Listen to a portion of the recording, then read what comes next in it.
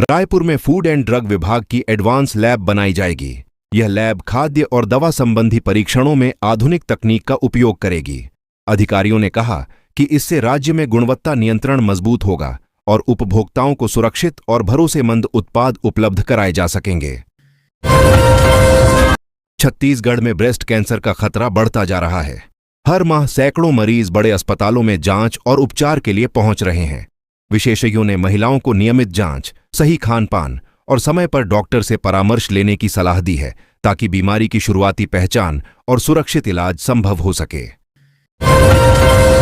छत्तीसगढ़ सरकार ने स्वास्थ्य क्षेत्र को मजबूत करने के लिए 4 नए मेडिकल कॉलेज और कुल 6 प्रोजेक्ट्स को मंजूरी दी है।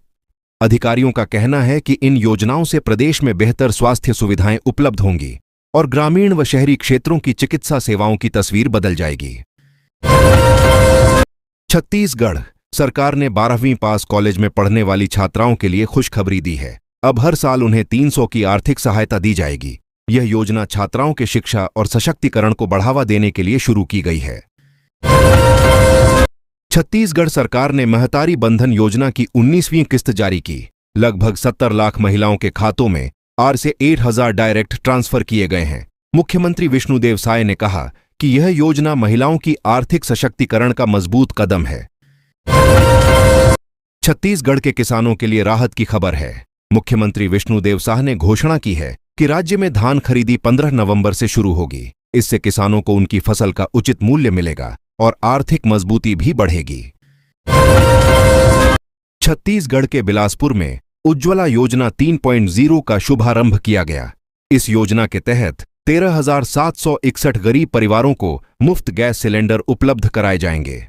मुख्यमंत्री ने कहा कि यह पहल गरीब परिवारों के जीवन स्तर सुधारने और स्वच्छ ऊर्जा के उपयोग को बढ़ावा देने के लिए महत्वपूर्ण कदम है।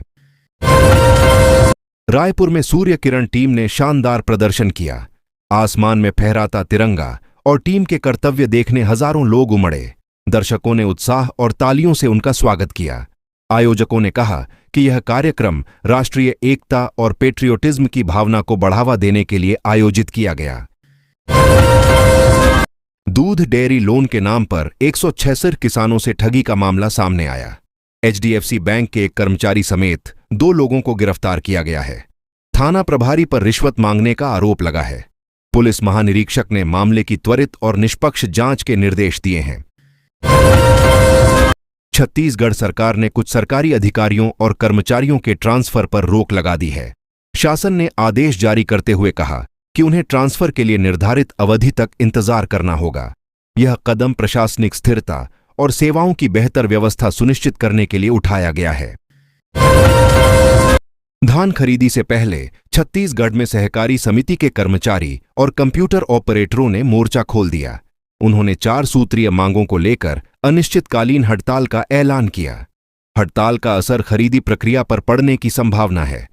प्रशासन ने बातचीत के लिए अधिकारियों को तैनात किया।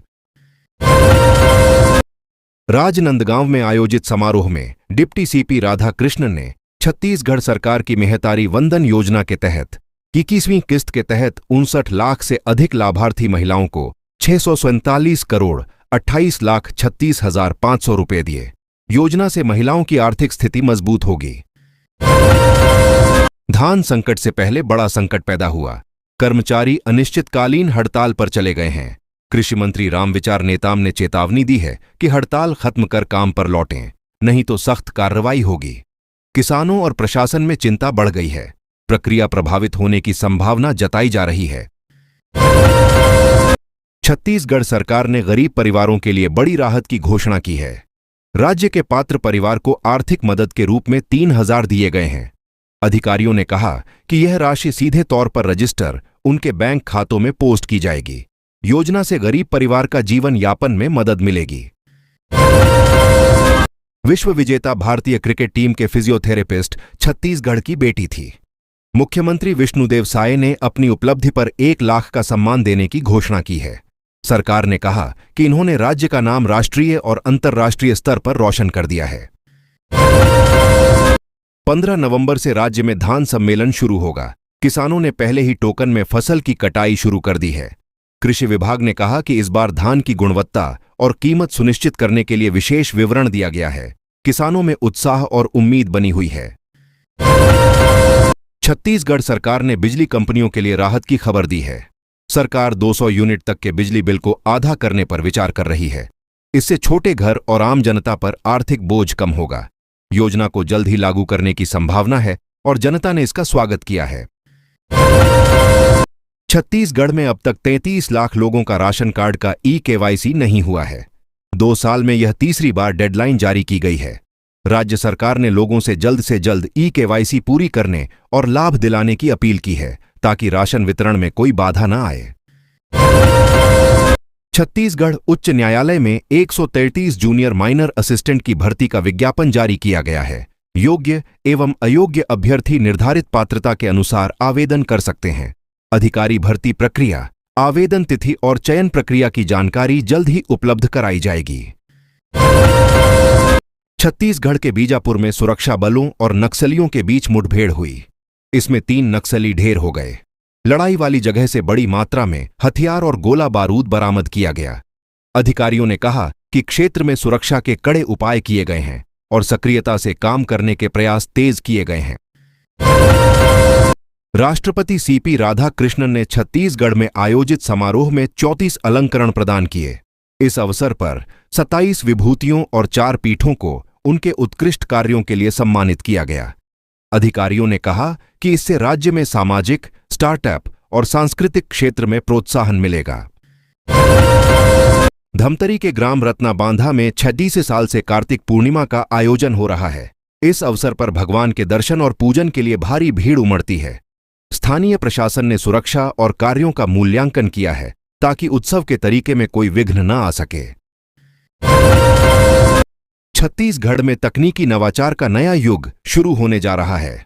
मुख्यमंत्री विष्णुदेव सायन ने विजन 2047 के तहत डिजिटल तकनीक, परीक्षण और स्मार्ट आर्किटेक्चर को बढ़ावा देने की घोषणा की। योजना से राज्य में रोजगार, उद्यमिता और नवाचार को नई दिशा मिलेगी। 32 करोड़ के जमीन घोटाले के मामले में 32 करोड़ के अवैध बागान मालिकों को कोर्ट ने जेल भेज दिया। अधिकारियों ने बताया कि गंभीर वित्तीय निवेशकों पर आरोप है। जांच जारी है। मामले की अगली सुनवाई और साक्ष्य पेश किए जाएंगे। इसके विरुद्ध सख्त संदेश भेजा गया। पीएम मोदी की रैली का प्रभाव। प्रधानमंत्री नरेंद्र मोदी ने परसों पटना में रोड शो करने के बाद कल सहरसा और कटिहार में बड़ी रैलियों को संबोधित किया। उन्होंने एनडीए के विकसित बिहार के संकल्प को दोहराया। महागठबंधन का पलटवार। आरजेडी नेता तेजस्वी यादव ने पीएम मोदी के रोड शो से सीएम नीतीश कुमार की गैर मौजूदगी पर टिप्पणी करते हुए कहा कि यह इस बात का सबूत है कि बीजेपी उन्हें फिर से सीएम नहीं बनाना चाहती।